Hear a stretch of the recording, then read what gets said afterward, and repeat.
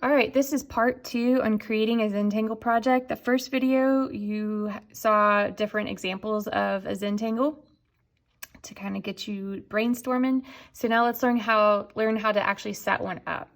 So the two things you're going to need to do today, you're going to need to choose a centerpiece like I showed you in the last video, and you're going to need to decide how to divide the background of your project, okay? So I'm going to demonstrate those two, and we'll get going. So first off, choose a centerpiece. That was number 1.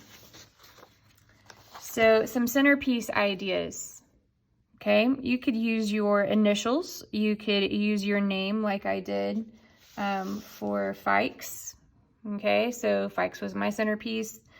Again, initials, your name. You could draw an animal or a different creature, anything sports related, music, characters like cartoon characters, comic book characters, anything that you would like there. Nature, so maybe you love the mountains or I don't know, the ocean or something. Maybe you want to do a nature inspired centerpiece.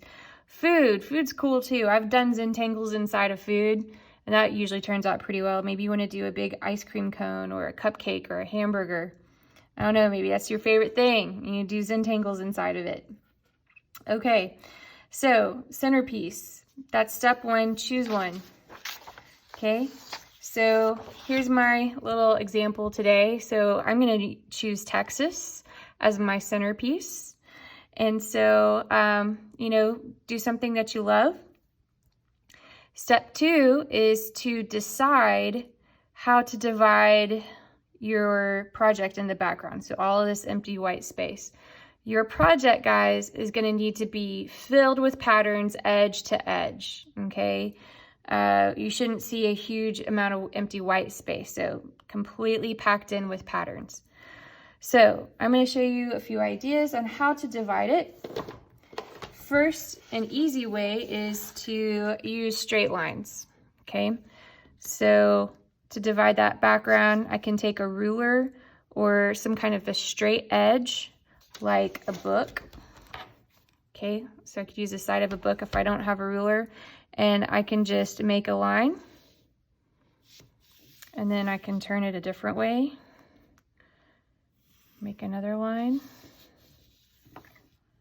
and I can make a huge section right here to put patterns in. Maybe I make a smaller section there, and I just keep going.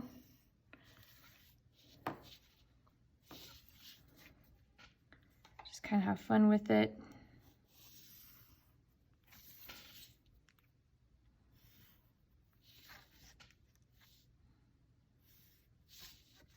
And so on.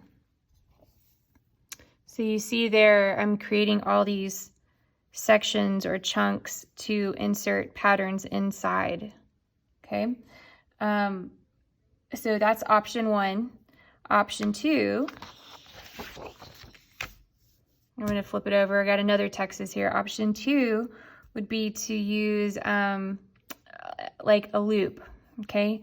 So just a freehand loop. So let's say I start here on the edge of Texas, and my pencil travels and does like a curve, and then maybe I do some kind of weird loop,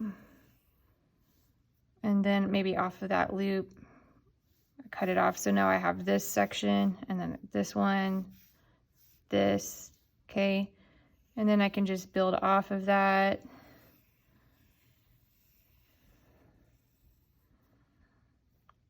And then maybe it cuts through that loop. Okay, so now I have all these small sections to work in and place patterns inside. So on this one, if I wanted to do like some half circles, and I'm going really fast, and I just kept going, right? And I would be taking my time doing this, but it's a video. So, and then maybe in this one, I have this new section right here. And in this section, maybe I just do stripes. And I would be taking my time if I was doing this for a grade. And then I just kept filling it up, right? Okay, so then every time I come to a new section, put a new pattern in.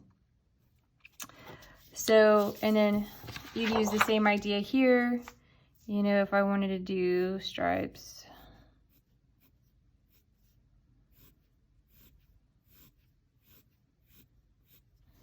And then I find another pattern and,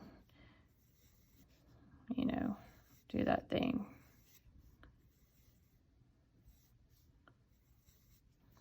And then maybe I want to use circles. So if, let's say you want to do some circle work, you could take a coin, if you're wanting some small circles, and you could trace around it.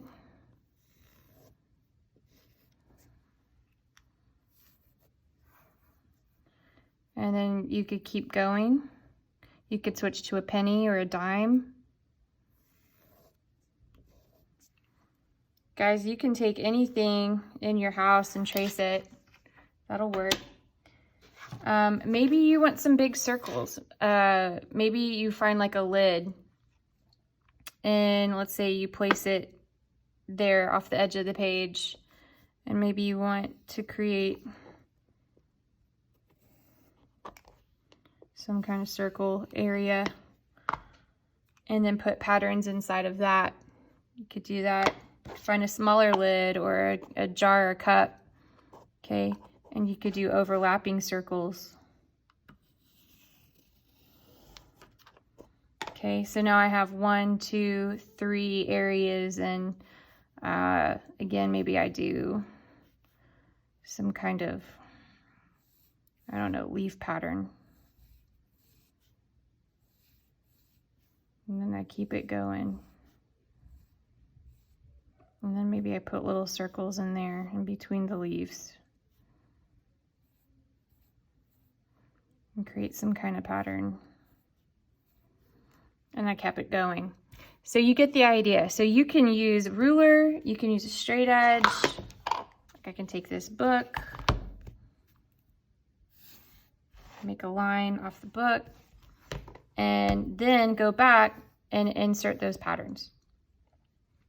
If you want to get all fancy, you can also add things from nature. Like I added an ocean wave here. So if I wanted to do some kind of wave,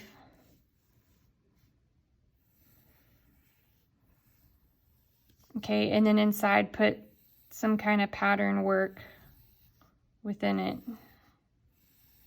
Again, I'm going really fast here. Remember, a pattern is any line or shape or color that repeats. You draw slower than me. I'm just showing you some possibilities here. This is definitely not my best work, but you get the idea. So again, you could draw your own shape and then put patterns in it. Okay, Texas, the centerpiece. I don't want to leave this blank. But if it was like a character or like a letter or words or something, you know, you can put patterns inside here. So like this dog, she put stripes in it. And she also put some little hearts. So that was cool. Fikes, I didn't do anything. I didn't put any patterns in the letters. I didn't think it needed it. But yeah, there you have it. Now, once you draw, after you're done drawing, okay, draw those patterns into the sections you created in the background. So we just looked at that, okay? Use the internet to find patterns, the Zentangle patterns. Draw lightly, erase your mistakes. And then when you're done doing all your drawing, okay, you finish drawing everything in pencil. The next steps to finish the project are to add black Sharpie. Okay, make sure you're leaving some white areas. The Zentangles turn out pretty well if you have a good balance between black and white.